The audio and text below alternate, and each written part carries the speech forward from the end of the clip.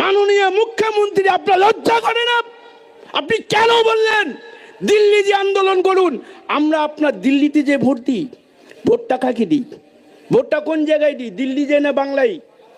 তাহলে আমরা বাংলায় আপনাকে ভোট দিয়ে আপনাকে নির্বাচিত করেছি। আমাদের হক আছে, আমাদের অধিকার আছে আপনার কাছে বলার। কেন আপনি শুনবেন না? আপনার ঘাড় শুনবে।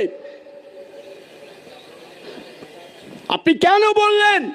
যতক্ষণ না আমি আমার ব্যক্তিগত কথা বলছি, আপনারা কি বলবেন আমি জানি না।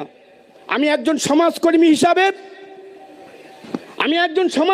হিসাবে সমাজের জন্য, দেশের জন্য, মানুষের জন্য, ধর্ম বর্ণ নির্বিশেষে সকলের জন্য আমি বলছি, মাননীয় সিএমকে আপনার এই কথাটা উইথড্র করতে হবে, আপনাকে ফেরত নিতে হবে, আপনাকে ভুল স্বীকার করতে হবে।